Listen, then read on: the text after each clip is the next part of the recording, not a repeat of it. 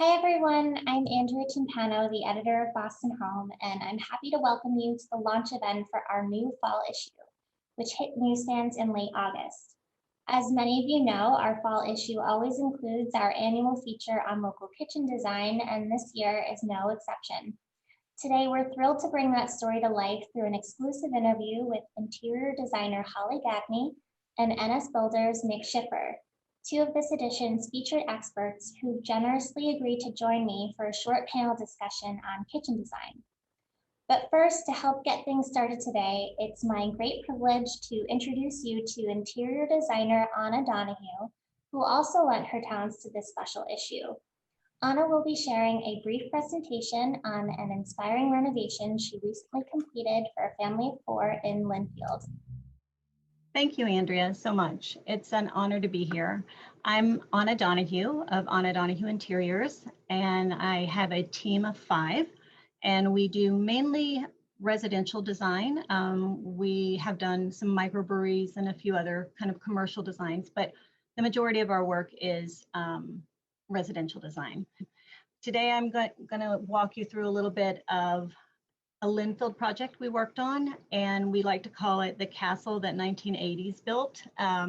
It is quite interesting, and I'll show you a few before pictures as we kind of get into the castle that 1980s built. But our clients were avid kind of purchasers of homes and renovating them and kind of moving on. And this, we were working on a previous home when this project came up for sale. So we kind of diverted to this project. It really is an English Tudor home that in the 1980s. You can see a lot of kind of the rock and the windows, and it just kind of had seen better days. Here's a couple of before pictures as we walk through. This is the dining room with a lot of pearl-like, marble-like faux paint. And then this is kind of the kitchen from several different angles. This house had a lot of platforms and a lot of curves and a lot of Palladian windows. There was a platform in the primary bedroom. There was a platform in the kitchen. So the utilization of space was really wrong here, amongst a lot of other things from the 1980s in home design. So we kind of stripped it, but here are the before pictures. And then here is a picture kind of what the house looks like from the outside. So the whole house needed some updating on the outside and obviously going into the inside. This particular family is very, very family oriented. They have lots of parties, lots of big events, and they're very, very unique. They want things that are gritty and edgy and funky and completely opposite of what this home on the outside represents. But we really tried to make it work and bring in their personalities and their love of music and love of entertaining. The way we kind of made this work for these particular clients who are edgy and fun and funky is we kind of tried to bring out things that were potentially part of the home that they didn't want to take out for financial reasons or for other reasons. And we tried to make them funky and edgy and different, even though they really belong to another era in time. We did this in the entryway by kind of taking everything that we could and painting it black to give it just a bit of pop and edge. So we did that on all the moldings in the entranceway. We did that on all the railings. And then along with that, we tried to bring everybody's eye to a different area of the room. So in this case, for the entry, we added wallpaper on the ceiling, and which pops nicely against a lot of the black edgy design. So we wanted a real pop and real moment in the entry that says, okay, these people are fun, these people are different. We really did that by bringing in different textures and layering, as you'll see throughout the house. The direction was really make it fun, make it funky, make it edgy. In the mudroom, we really kind of tried to simplify that and keep that organized because they are busy. But we did add some kind of edgy elements by the door and the overscaled handle, and bringing in these kind of really overscaled lights, as well as bringing in a vinyl rug and some other elements that just kind of made it also part of the house because it's a big accessway.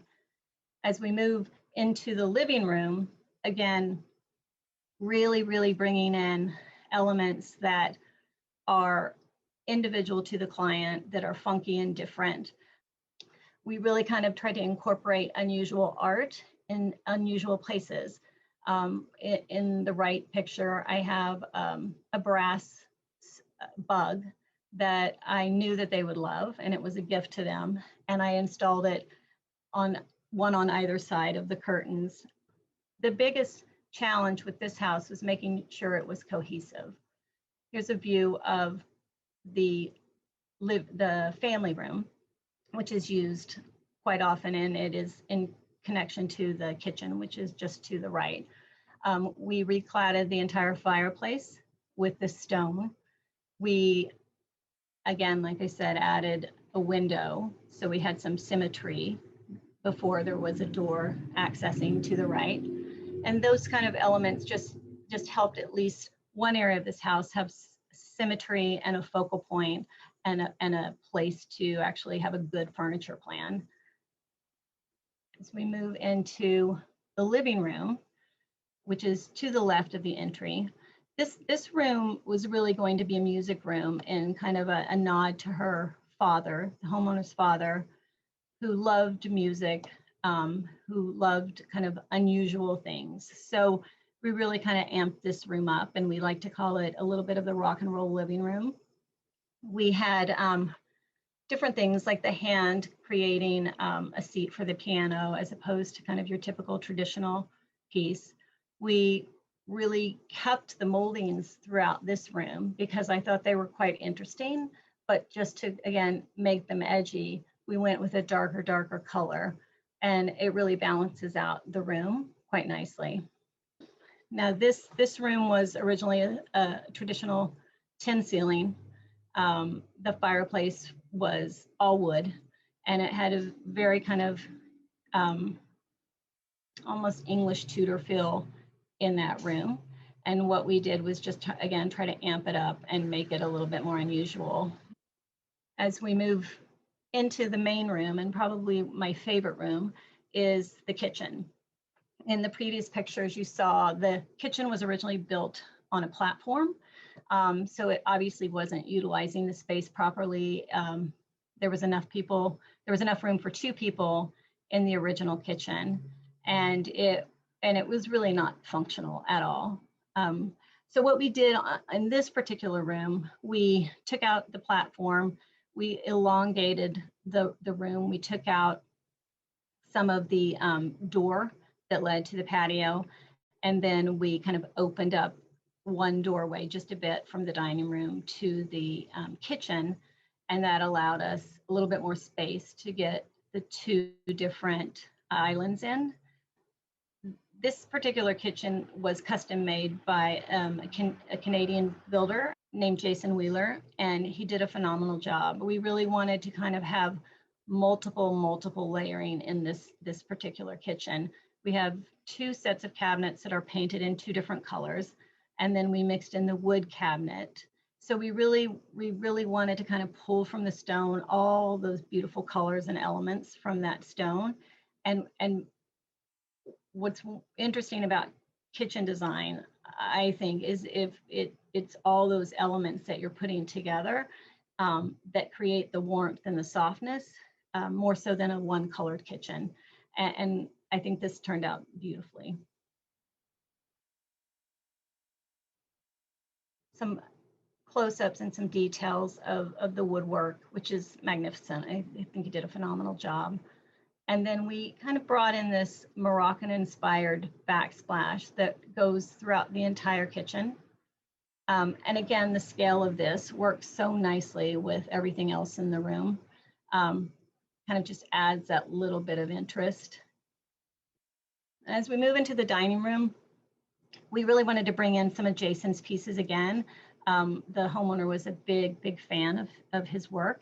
So the credenza piece and the table are both made by him. So there's a nice kind of wood flow that continues through into the dining room. What I didn't want it to be was all this wood. So I really wanted a strong color and an entirely upholstered chair for the dining chairs. And so that softness really, I think helps kind of tone down all the wood. This is a primary bathroom and closet. And in this, we really did a full closet renovation. That was very important to the client. Only thing we really changed was a tile on the floor and the tub. The vanities stayed. We just kind of refreshed them.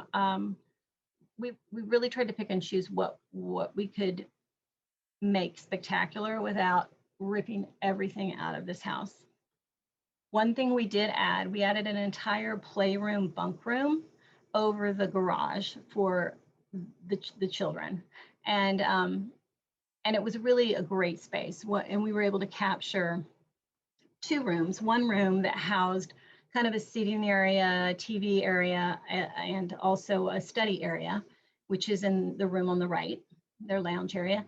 And then we were able to create kind of this bunk room also, which was great. And we wanted it to kind of feel like you were in another, up in the clouds. And the wallpaper obviously really kind of captures that.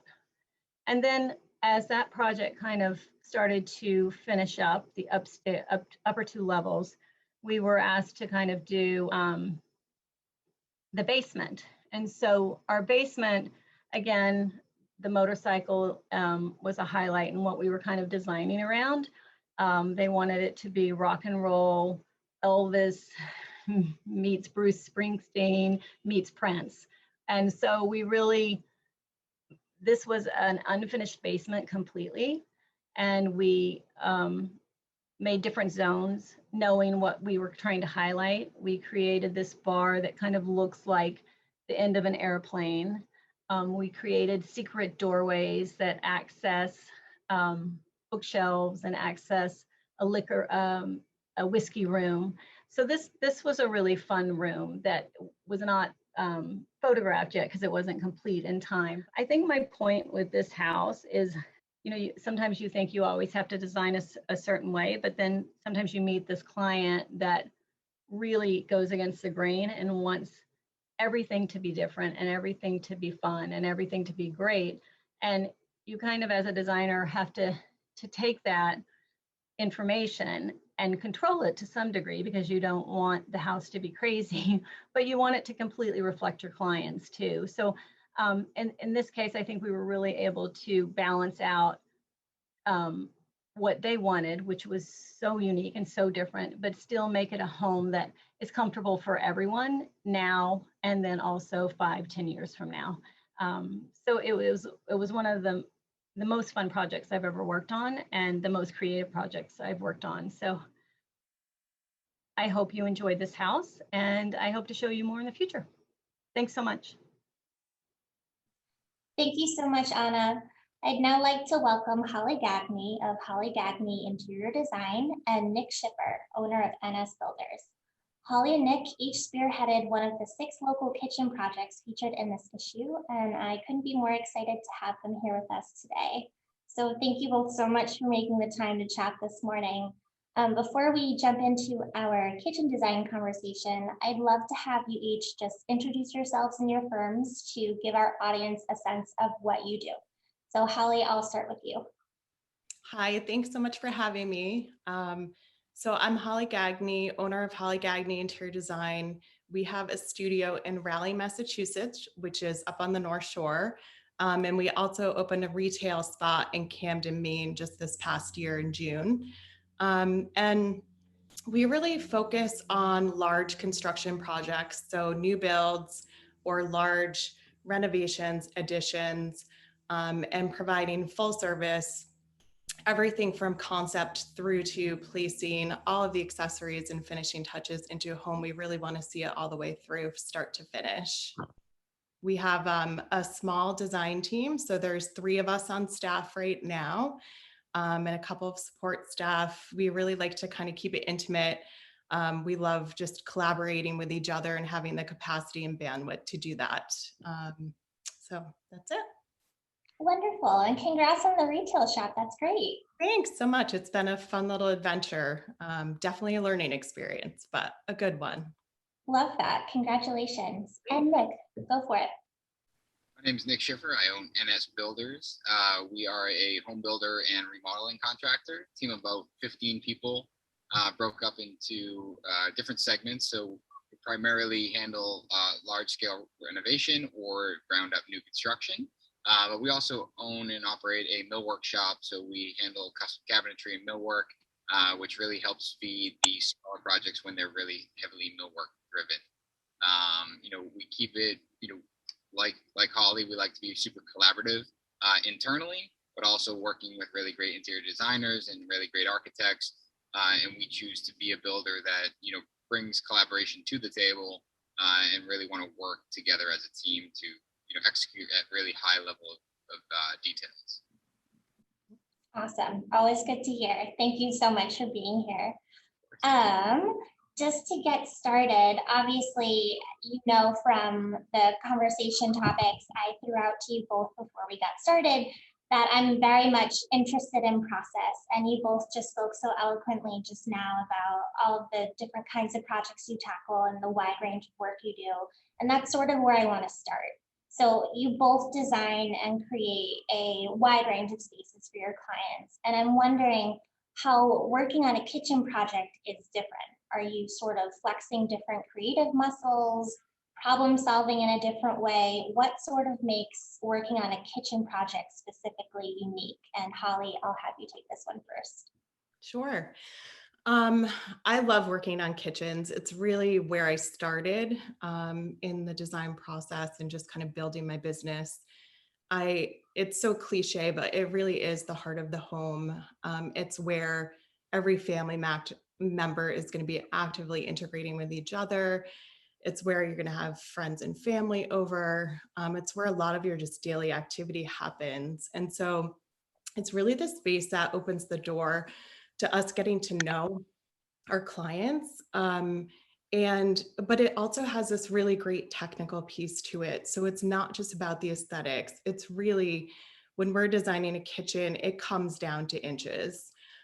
We have to explore, starting with all the stuff that they want to actually do in the kitchen. What are the activities that's kind of typical for that family? What are the things that they store and where does it need to go? And it's just a process that's very interactive. It's actively interactive with a client from start to finish. It's not generally a space where they give us free rein and we can just design whatever we think looks great. Because at the end of the day, if we're not putting items where the family needs to have the items to make their kind of flow smooth and easy, it's not going to matter how pretty it is. If they're going to have to walk from one side of the kitchen to the other just to throw something away or get something that they need for their kind of typical flow, it's going to overshadow everything that we've done from the creative kind of design side of things. So we really start with just looking at the current kitchen. How do they currently work? What's working, what's not working. It's a very casual kind of interactive dialogue of just how can we make your flow better, and what do you need to put in there? And in having it just be this really great dialogue before we get into all the technical pieces that we need to do. For sure. What about you, Nick?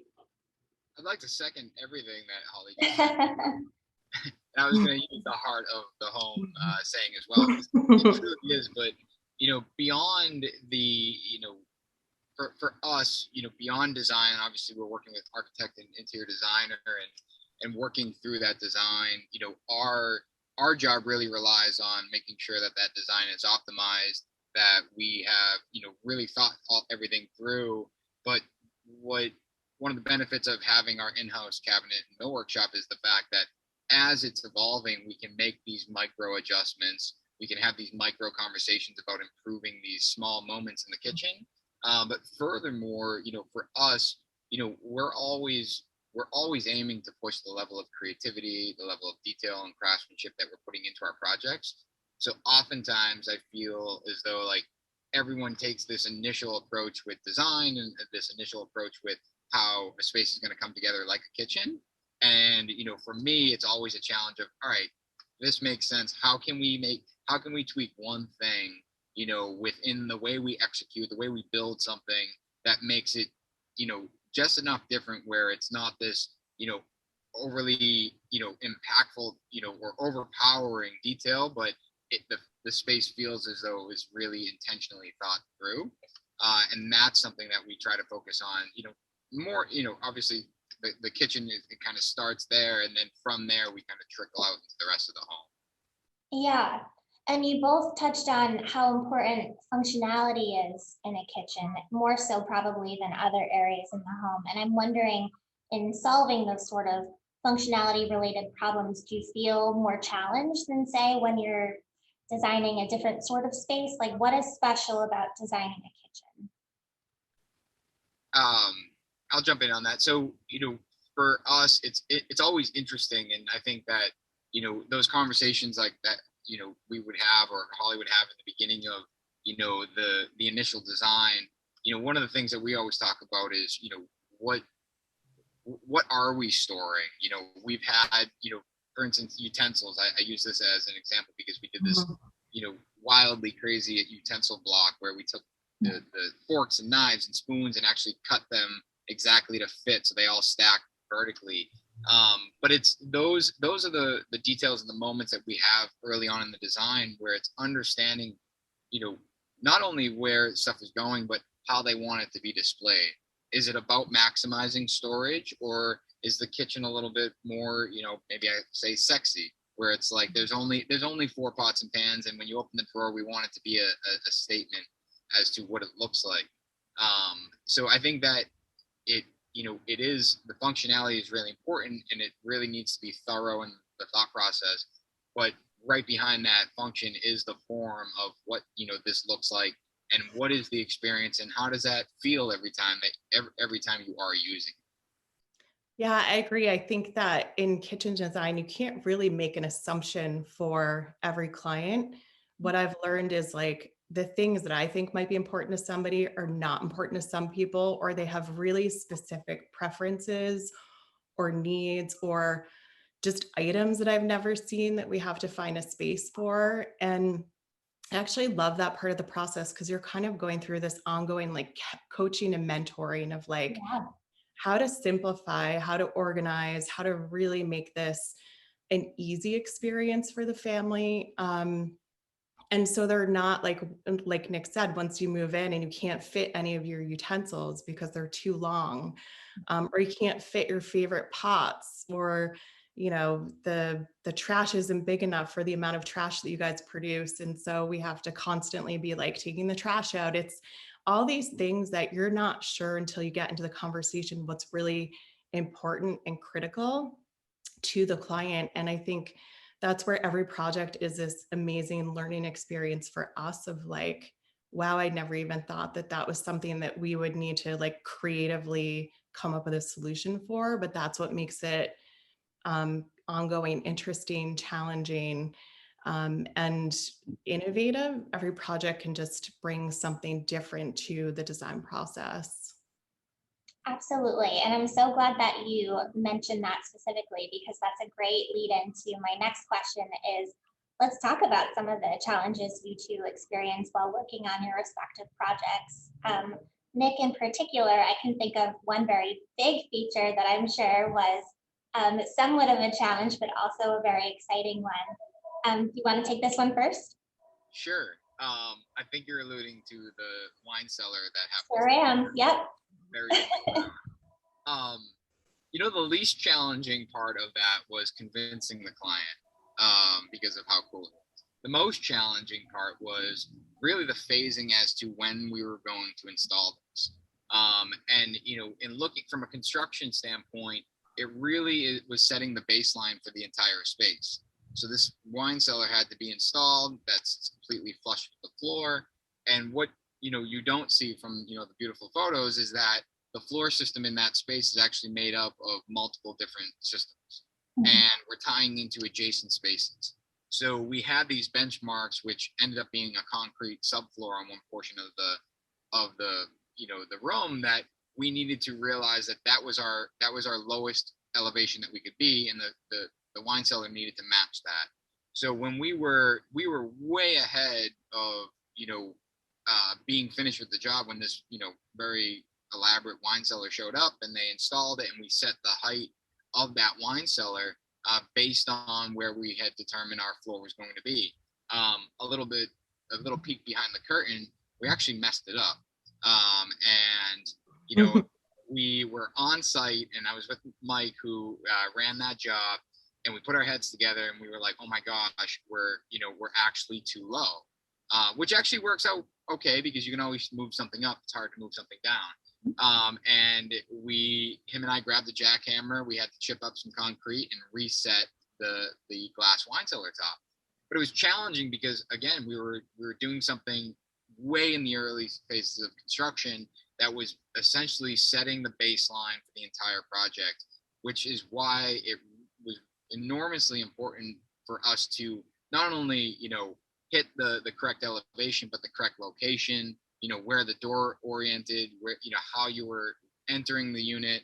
There's so many things that we had to think of way early in the process to make sure that when it all came together in the very end, it looked intentional, and it looked as though we had done our job. And it certainly does look that way, I'll tell you.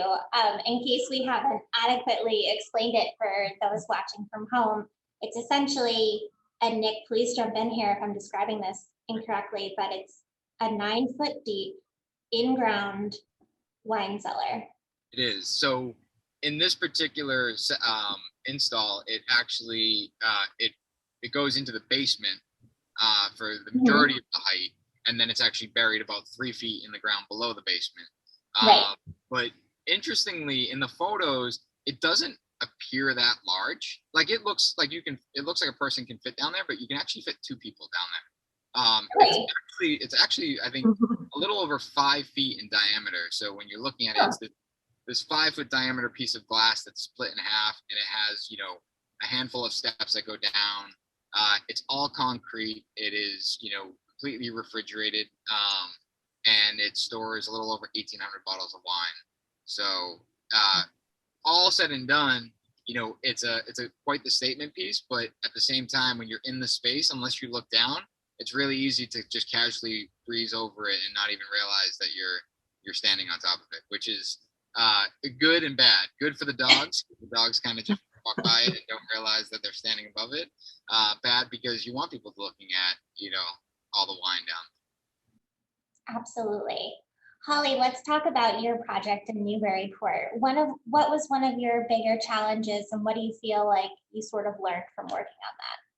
Yeah, I think probably the biggest thing, which we've been dealing with a lot, is just having your kitchens open to all the other spaces, that maybe your whole family is going to enjoy, or guests are going to come over and enjoy. So this particular project was open to a sunroom and a dining area and a family room.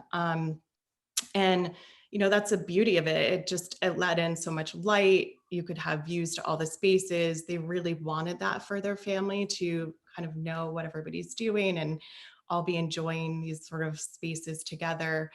But it puts pressure on the kitchen for us, not wanting it to feel so kitcheny, because it's really setting the tone for the other spaces and how it's interacting. And I think sometimes we overfill our kitchens with as much cabinetry as possible so we can store as much as possible. And for us, this was a process of really editing and thinking about exactly what wanted to happen where in the kitchen, and how could we keep that cabinetry minimal so that when you're looking through the kitchen to all the other spaces, or vice versa, it's not just upper cabinets that you're seeing.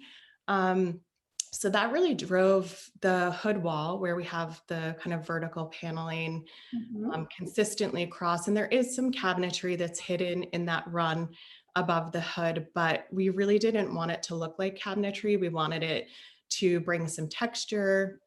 We wanted it to bring a little bit of contrast because we knew a lot of the elements within the context of the whole first floor would be lighter.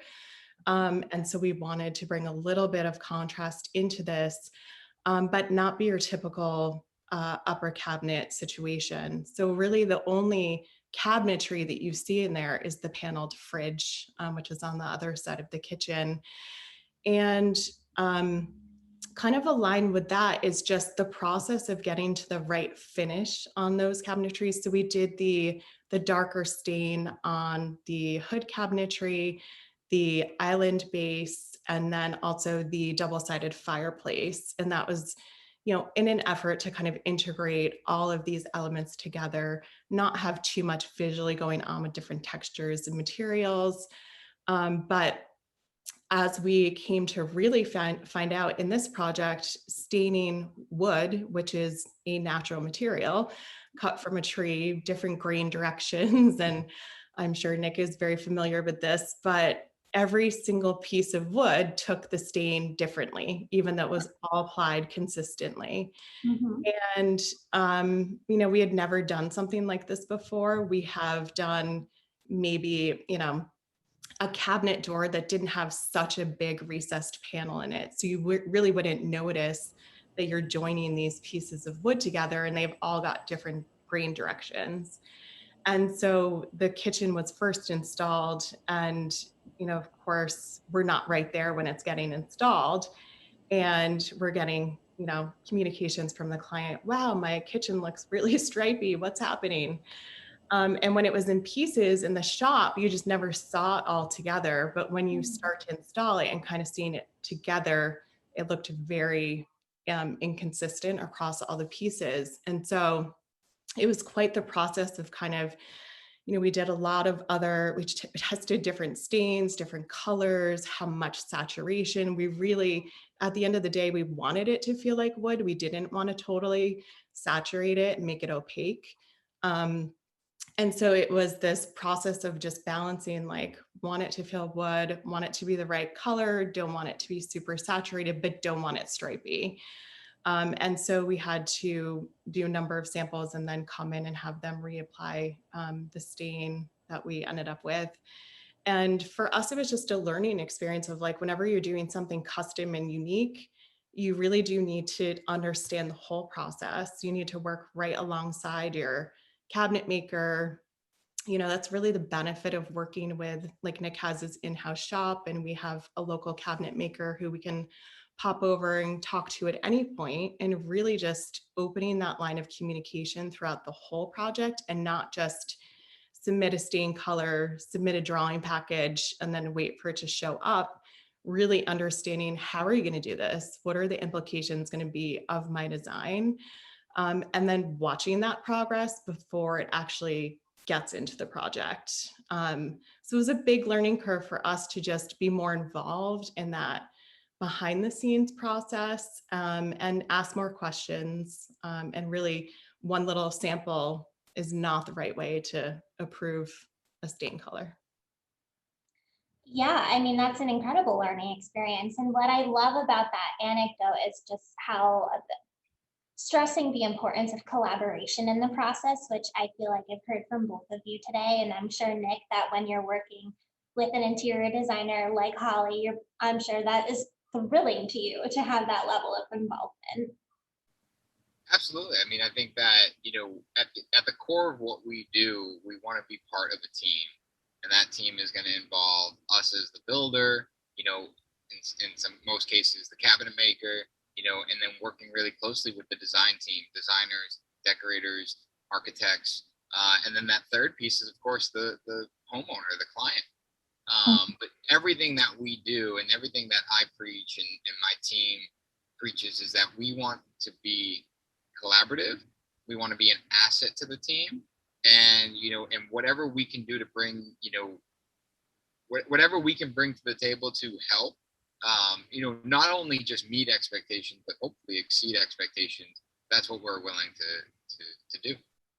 Yeah, and I think for us, like, we never want to do the same design twice. And so it's going to require experimentation, and that's okay, but it requires the client understanding that, the cabinet maker understanding that, the contractor understanding that, because it's not going to be like do it once and we always do it the same way. It really wants to be a reinvention every time, and that makes it unique and like it's unique for that client. It's their own experience, and I think they enjoy the process when they're looped into it and have a real understanding of how their cabinets are being made and how we are coming to decisions. And it's not just, submit it for an order and then have it show up.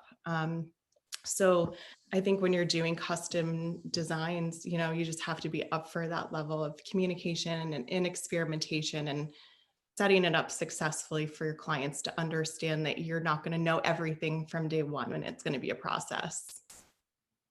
Absolutely. And in your cases, I think, the experimentation that went into your projects is clear and absolutely paid off. They are anything but cookie cutter. And that is, a huge reason why we were so thrilled to be able to feature them. And I thank you both so much for sharing that with us. Just last question for you. Speaking of collaborations, whether they're your own or ones that you're sort of keeping an eye on right now, let's talk a little bit about what's going on outside of your practices, what you're seeing in the world of kitchen design, what you're excited about. Nick, tell us about something either you're working on or something you're eyeing closely in kitchen design that's kind of making you excited right now. There's a lot, and I know we don't have a ton of time. What's your fave? One of the things that I'm seeing people opening up to, and I'm going to say again more, is the natural stones. And I really, really appreciate natural materials. I think that a lot of what we do as builders and cabinet makers is celebrate materiality. And when we can celebrate, like Holly said, when you allow wood to be wood, when you allow stone to be stone, it really grounds the design. And for me, I think it creates longevity, and mixed with, more unique opportunities in the way that maybe they're fabricated. When you push the boundaries of, whether it's a really thin profile edge on a stone countertop where it almost doesn't look like it should be that thin, or a slip match veneer where it almost doesn't appear like it should be able to be cut that way, but it is. There's all these opportunities, especially with technology nowadays, to push the boundaries of design, but with materials celebrating the natural ones. I love that. Holly, what's catching your eyes? Yeah, that was actually one of my two. I think in this country, we've gotten very tied to like the perfection piece. Like, I don't want a material to ever change. I don't want to see any change in it. And I struggle with that. I always have. I think that, surrounding yourself with natural materials gives you the most enriching experience for you to be able to go out and pick your own countertop that, no one else has, and it really resonated with you, and you get to place the veins where you want to see them in the kitchen because of the experience that you want to have. Nobody can replicate that. And I think that, it's just coaching clients on things don't have to stay perfect. There should be some level of tolerance. So that was one, but my other one was just lightening the kitchen and how it needs to function a little bit. I think we put a ton of pressure on it. It's, a place where we're eating most of our meals now. A lot of our clients are sitting at the island rather than a dining table. Mm-hmm. The kids are doing homework there. The parents are doing work there.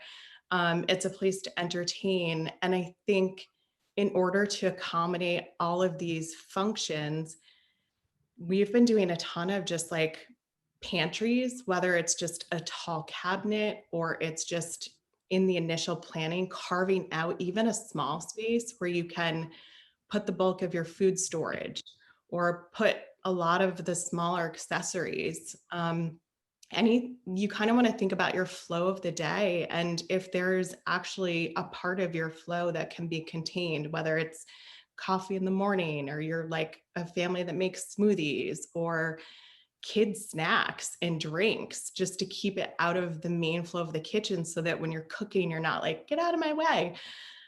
Really thinking about like your own family's experience and what's the chunk that you could take out of the kitchen, so that we don't feel like we have to load it up, Yes. that we have to have upper cabinets everywhere. I would much rather have windows and natural light over cabinetry.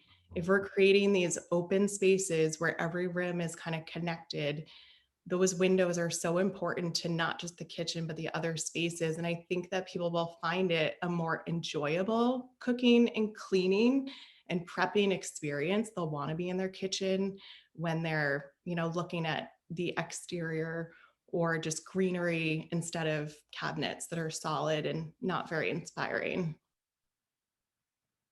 Totally. And I'm very much appreciating that trend. And if you haven't read the kitchen feature yet, everyone at home, Holly has lots more storage tips and techniques for you to check out. She was kind enough to help us out with a storage sidebar. So lots more from Holly and Nick in the feature. And I just want to thank you both again so much for taking the time to chat with me. I've learned a lot. I've got a lot to think about, and I just really appreciate all of your thoughts and insights. So thank you. Thank you so much. Nice to chat with you both. Thank you again, Holly and Nick. Before we wrap up today, I'd love to acknowledge a few more people who helped make this issue possible. Big thank you to Sam Catchmer Architects, Metropolitan Cabinets and Countertops, Bloom Architecture, Kevin Craddock Builders, Helios Design Group, KMA Architecture and Accessibility, Cummings Architecture and Interiors, AGA Interior Design, Anna O Design, Erica Moody, The Urban Grape, Dane Austin Design, Blue Jay Design, interior designer Robin Anderson, and of course, Kelly Healy of Belhacken, whose gorgeous Back Bay renovation appears on our cover. Thank you so much for sharing your time and your work with us. And lastly, I'd of course like to thank everyone in the audience for tuning in to today's event. We sincerely appreciate the support, and I look forward to hopefully connecting with all of you in person sometime soon.